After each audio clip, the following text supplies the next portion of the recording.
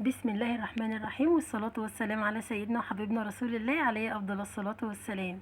النهاردة إن شاء الله هنعمل مع بعض طبق اللوبيا القمر ده. هتعمليه بمية، هتعمليه بشرب، هيطلع معاكي إن شاء الله زي العسل.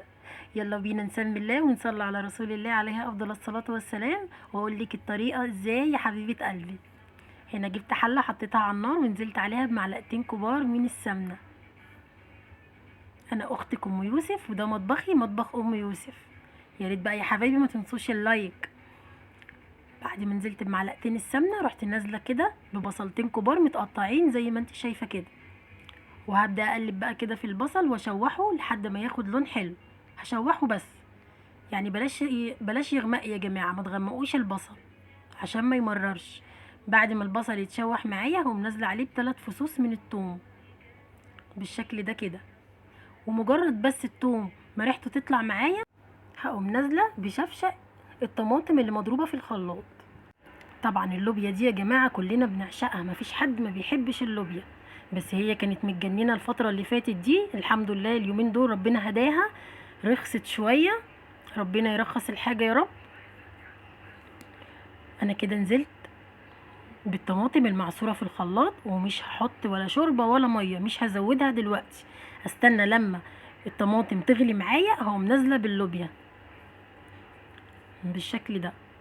واول ما انزل باللوبيا هنا بقى هزود الشوربه زي ما انا عايزه. انا ليه ما زودتش في الاول الشوربه وسبتها تغلي ونزلت باللوبيا؟ عشان ممكن الشوربه تطلع زياده، تقوم تطلع مني صيصه، وكمان هسيبها لما تتسبك هتقوم تتهري مني اللوبيا. طب وليه انا احط الاول اللوبيا وبعد كده احط الشوربه؟ على حسب الحاجه. هي كده مش محتاجه خلاص، انا زودتها. هغطيها بقى وهسيبها لحد ما ما تغلي معايا. اول ما تغلي معايا هقوم حاطه لها التوابل بتاعتها. لحد دلوقتي انا لسه ما حطيتش التوابل. ما تنسوش اللايك بقى يا حبايبي، لايك لاختكم ام يوسف. هنزل بقى كده بالتوابل بتاعتي. حطيت معلقه من الملح، وطبعا الملح على حسب راحتك انتي. انا حطيت معلقه من الملح، معلقه صغيره، ونص معلقه من الفلفل الاسود، ونص معلقه من البهارات السبعه اللي هي السبع بهارات بتاعتنا العاديه. وهسيبها كده بقى لحد ما تتسبك وتستوي معايا، لان انا سلقاها 3/4 سلقه. انا مش سلقه اللوبيا سلقه كامله، انا نقعتها ساعه في الميه وبعد كده سلقتها 3/4 سلقه. سبت بقى الربع الاخراني ده يستوي مع الطماطم. خلاص كده هي كده خلاص معايا، هي كده تعتبر استوت. هعمل ايه بقى؟ الخطوه دي بقى اللي هتوديلك اللوبيا في حته تانية.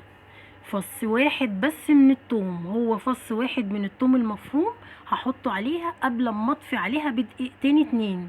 يعني استوت معايا واتسبكت وتمام خلاص. انا هطفي قبل ما اطفي بقى بدقيقتين، هقوم نازله عليها بفص الثوم.